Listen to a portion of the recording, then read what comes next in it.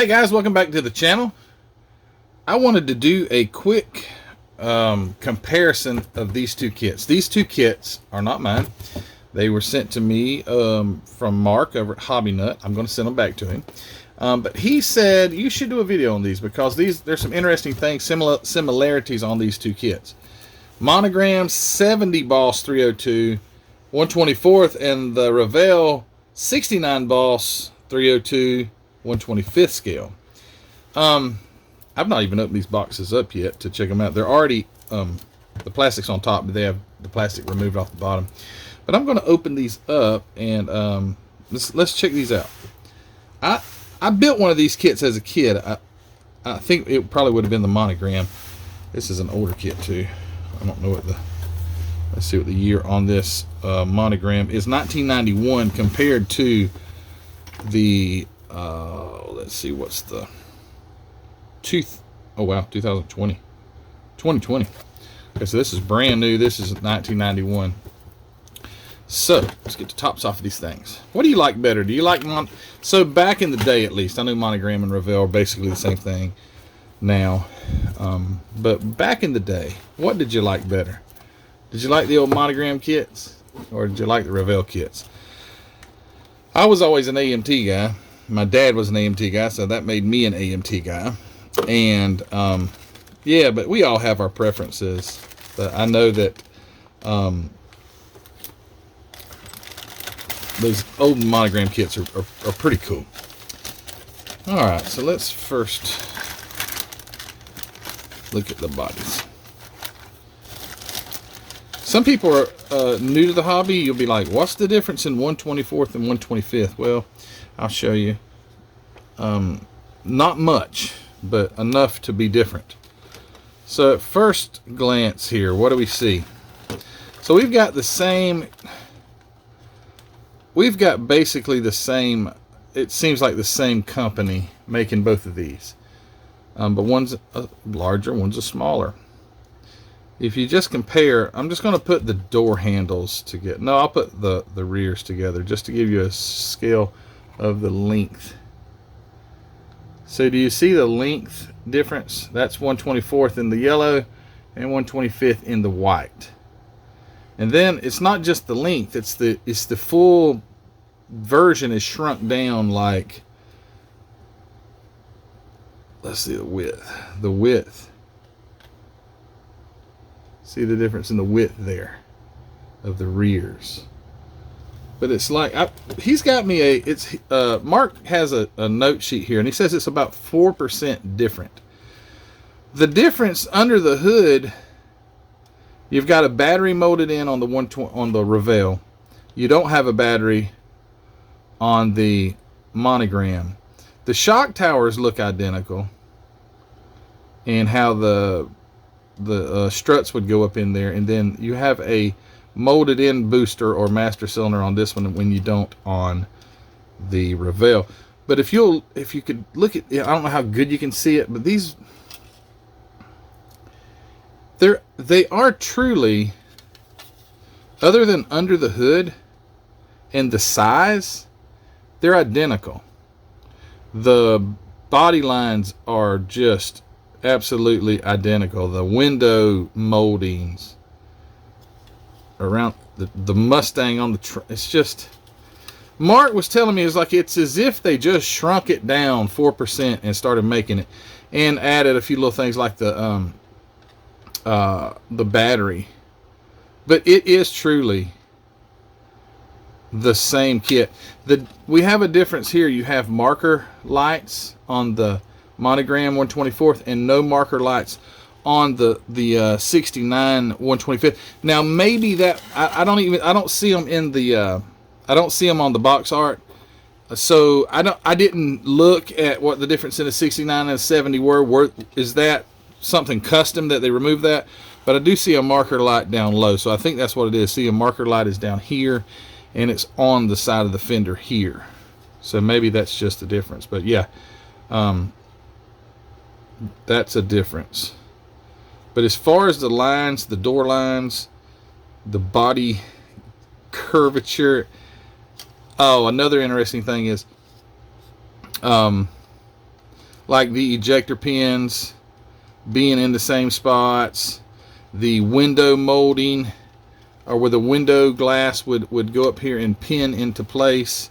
That's the same, except it's smaller. So I guess with technology we have today, okay, we got 91 here. No, we're not dealing with a lot of computer. Yes, they're computerized things. Machines run off computers and all in 1991. No internet. So I think a lot of people have the misconception, if you didn't have the internet, computers didn't exist.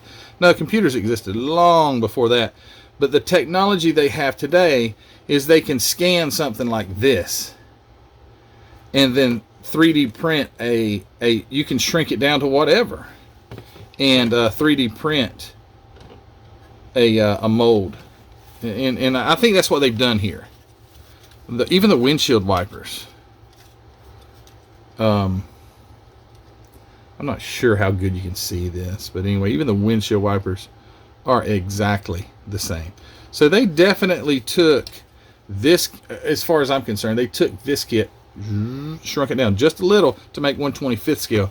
And 1/25th scale, I would say, as far as us automotive guys, is probably, at least American cars, is more popular. I don't know, I forget what the differences are or why they did the 1/25th, 1/24th. You see a lot of your Japanese model companies and things like that do use 1/24th, and a lot of your AMT, your Revells and things were 1/25th. Although they also had some 1/24th. Okay, let's look at the interior. I think there are some differences, he said, in the interior. Discrepancies, possibly. I'm going to do it this way just so we can have them closer together. So the interior tubs are... Okay, so the first thing, the pedals, exactly the same. The shape of the center console, as far as the outer portion of it, looks exactly the same. The inner portions of it are different. They've added some gauges on the 70. There's some gauges in here. There's some other things. There's maybe a padded top on the console, and the floor mats are different, but very similar. I mean, again, I think they're going off of a lot of the same. Yeah, you can look at this. You can see hardly any difference from the bottoms, which is really cool. Let's see. I'm gonna read some of Mark's notes here. Say, like the tubs, he says they're basically the same if you look underneath, like I just did. He said the dashboards look identical. I don't have the dashboards pulled out right now, but the dashes look identical, just smaller. Obviously, we're going to have a smaller dashboard on the 1/25th. Where is the dashboard? Am I looking at it up here? No. Here it is. I don't want to break any parts off of these because these kits are still not mine. Let's check out the dashboards. What the heck is the dashboard? There it is. No, I don't know where it's at. I've already taken it out. That's not a dashboard.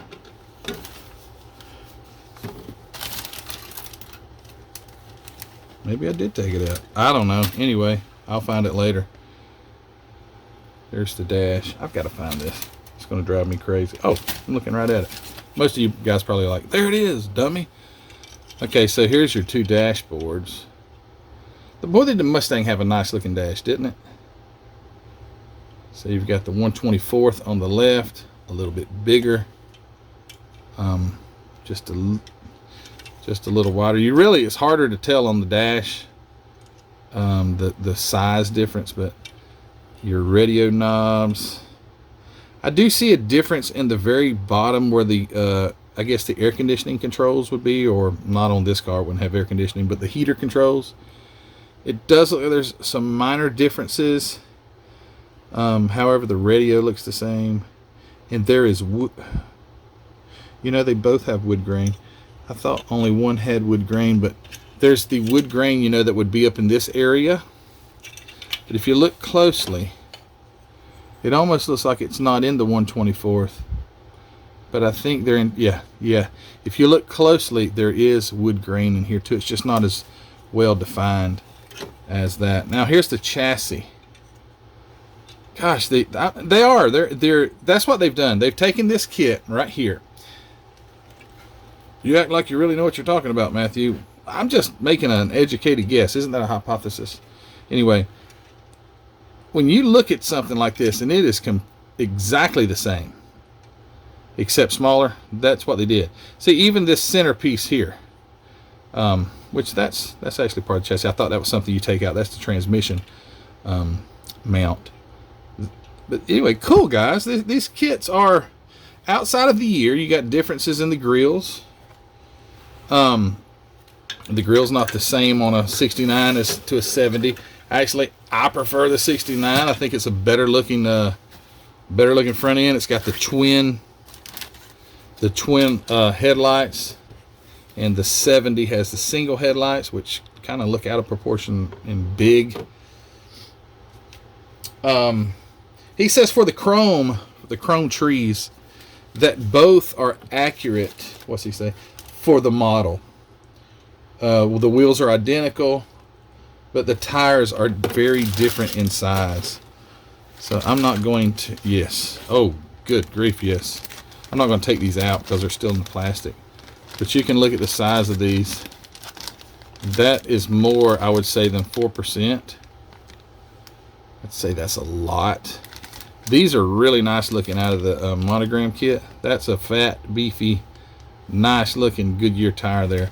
And the ones in the Boss 302 are bias ply. These aren't bias plies. These are a radial. But these are, maybe they're trying to be like, you can see the tread. It's a bias ply type of tire. Oh, it's got white letters. I didn't even notice that. Okay, well, that helps a lot. So it's got the Firestones wide oval. And I think they look like bias plies. I've never driven a car with bias ply tires that I know of. But they say they're very hard to handle. The clear parts are, he says, they're identical except for their size differences. He says he found it odd that at the time when Monogram and Revell were not related in the 80s, that it appears that Revell took the Monogram kit and duplicated it, like I was saying. They knew they had something good. I guess when they acquired Monogram, they knew they had something right here in this kit. And it's very well done. It really is. It's a great looking kit. And to take it and just shrink it down, and love those valve covers. The 302 Boss. Oh boy, am I about to stir something up here.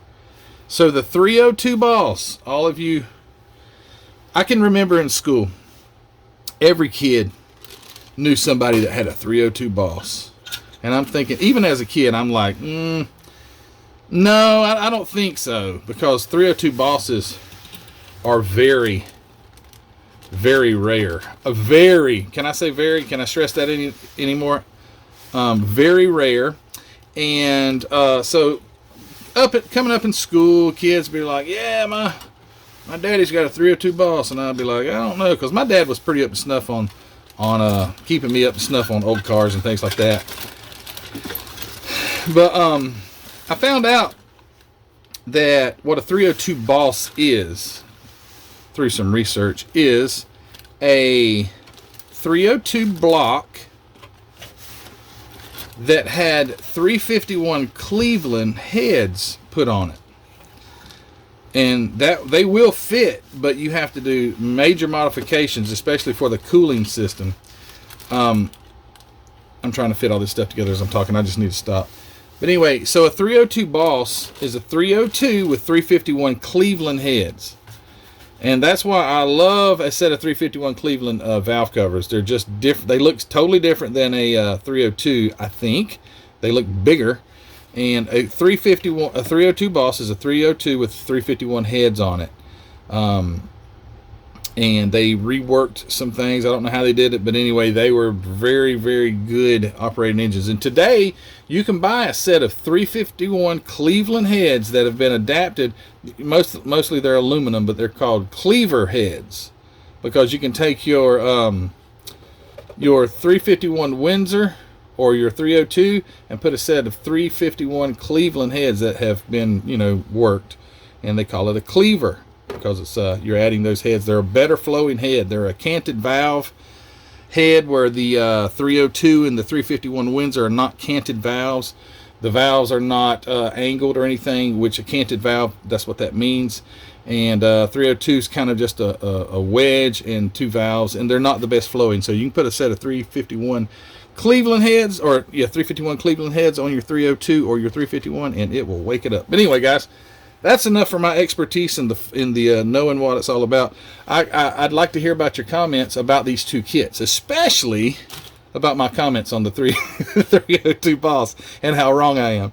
I think I'm right on that they took 351 Cleveland heads and put on there. But anyway, 302 Boss, very rare, this is the best looking body style of Mustang I think there is. 1970, 1969, the Boss 429, the Mach 1, whatever. This is just, in my personal opinion, the best looking Mustang body style.